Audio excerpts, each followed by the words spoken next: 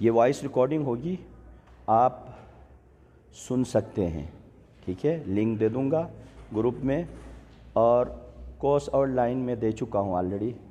C R میرے ساتھ connect ہے نا، آپ فردر اپنے گروپ میں شیئر کیجئے گا۔ دیکھیں ایسا ہے، ہم اس وقت 4 حصوں پہ تقسیم کر کے اپنا جو اسلامیات کا سلیبس ہے وہ پڑھیں گے 4 حصوں پہ۔ پہلا حصہ قرآن پہ مشتمل ہے، قرآن کی بعض سوروں کی آیات ہیں، اور ایک مکمل سورہ ہے، سورہ حجرات مکمل ہے، باقی آیات ہیں مختلف سوروں سے۔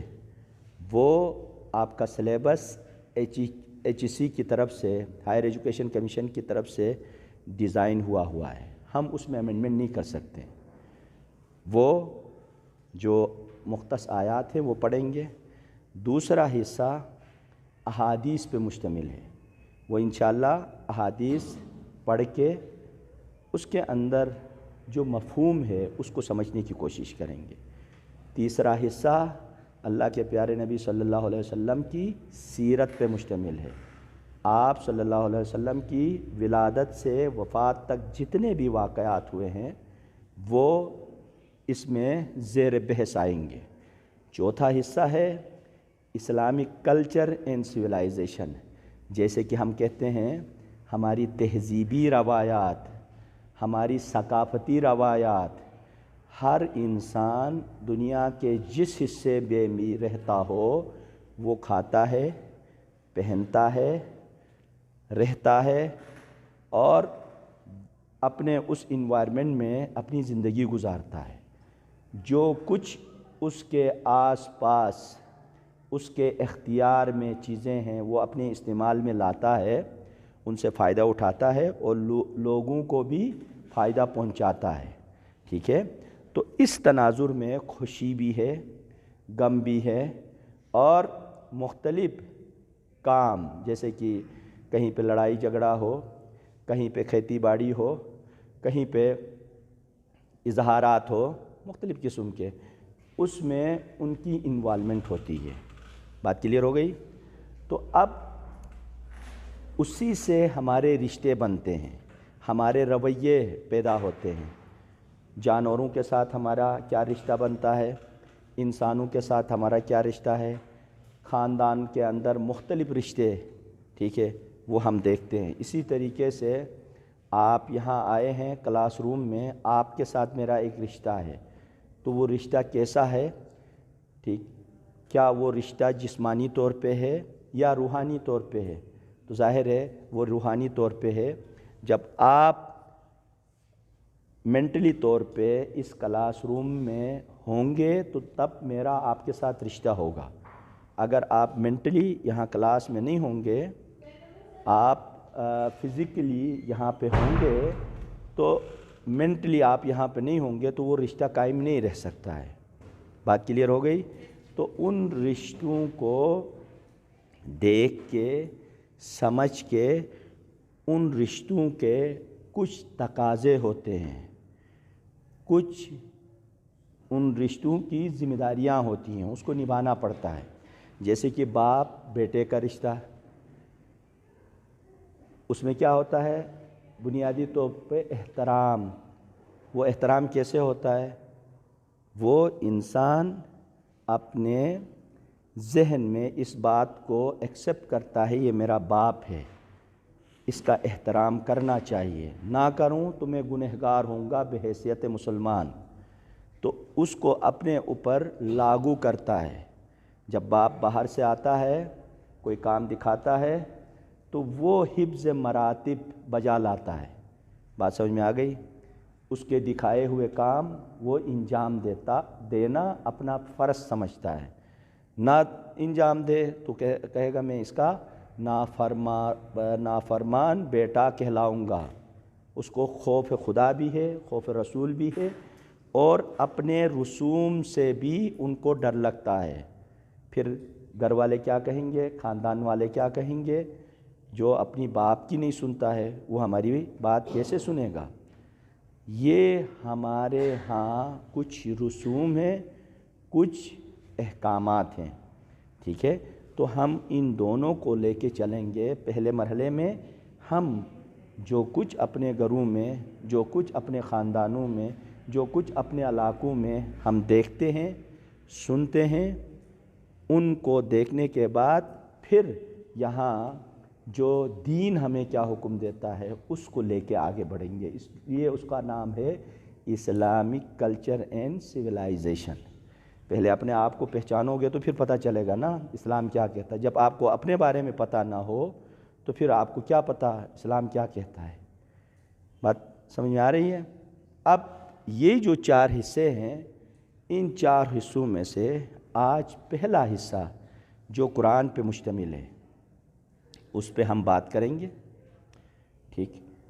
قرآن سے ہم نے کہا نا ہمارا رشتہ ہے، تو رشتہ کس سینس میں؟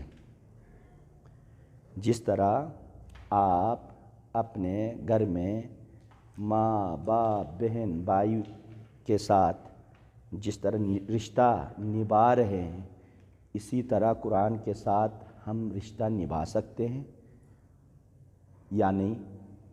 یہ سوال ہے نا بنیادی طور پہ۔ ہم قرآن کے ساتھ اپنا رشتہ کیسے نبھائیں؟ ٹھیک، قرآن کو لائیں، چومیں، سر پہ رکھیں، جیب میں رکھیں، گھومتے رہیں، یہ رشتہ ہے؟ تو ہر رشتے کا اپنا ایک تقاضا ہے نا۔ تو اس کا کیا ہم سے تقاضا ہے؟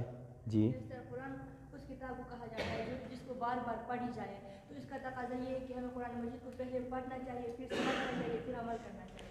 صحیح، یعنی قرآن کا جو رشتہ ہے، قرآن کے ساتھ ہمارا جو رشتہ ہے، اس کا جو تقاضا ہے وہ تقاضا یہ ہے، قرآن یعنی عربی میں قراءہ کہتے ہیں پڑھنے کو، پڑھی جانے والی کتاب۔ تو اس کا مطلب کیا ہے؟ پہلا تقاضا اسے پڑھی جائے، ٹھیک ہے؟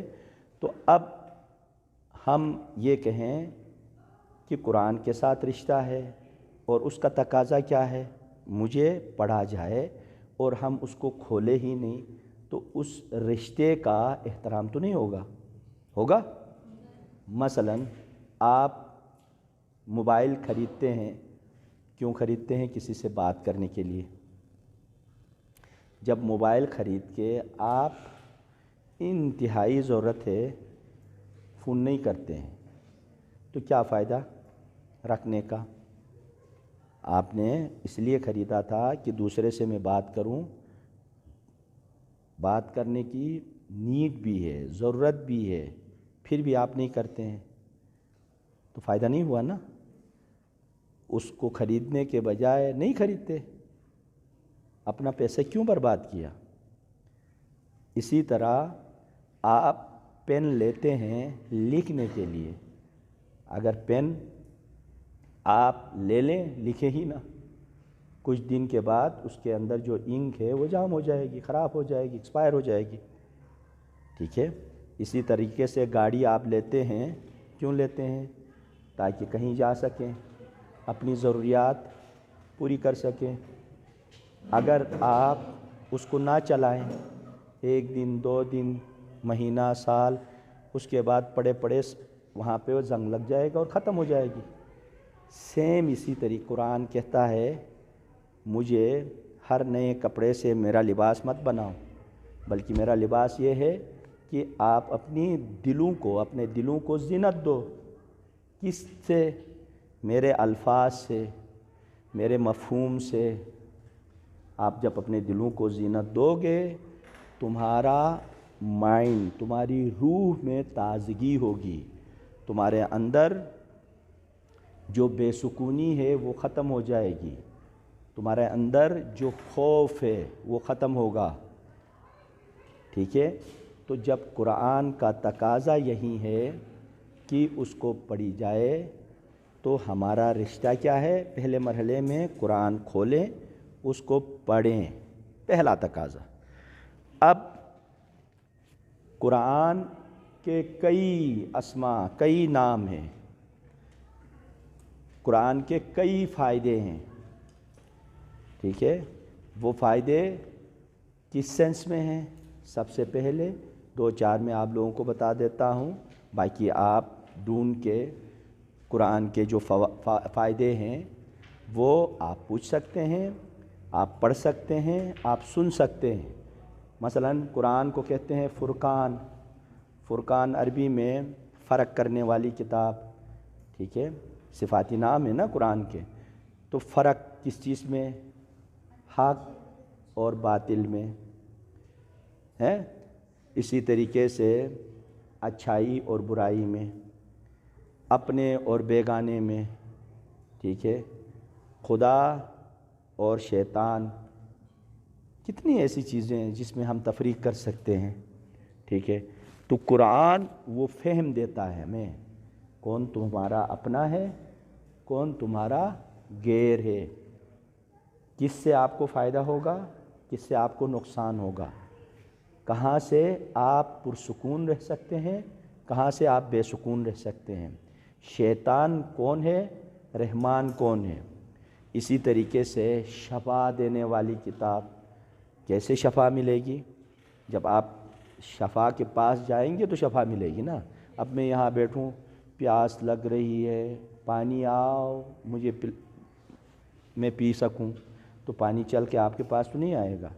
आपको लाज़िमन पानी के पास जाना होगा अपनी प्यास बुझाने के लिए। तो आप पहले मरहले में सोचो कि ये कुरान है, 2 मिनट के लिए मैं इसके पास ना जाऊं तो मेरा क्या नुकसान होगा, ठीक। इसको आम फहम में एक मिसाल आप ले लीजिए। मसलन हर ख़ानदान में, हर घर में रिश्ते आपस में टकराते हैं, उनकी लड़ाई होती है, ठीक है। उन रिश्तों में एक बुज़ुर्ग होता है, बड़ा होता है, ठीक है, जो सरबराह होता है। अब ये दोनों जो आपस में लड़ पड़े हैं, जब वो उस बुज़ुर्ग के पास जाते हैं तो अब वहाँ जाके शोर करना शुरू करें तो उस बुज़ुर्ग के पास जाने का कोई फ़ायदा होगा? नहीं होगा। अब ऐसे में दोनों वहाँ जाके खामोश रहेंगे तो वो सुनाना शुरू करेगा, वो बातचीत शुरू करेगा। तो आपको ऐसा महसूस होगा कि मैं जो कुछ कर रहा हूँ वो गलत कर रहा हूँ। असल ये होना चाहिए, आपको अपनी गलती का एहसास होता है।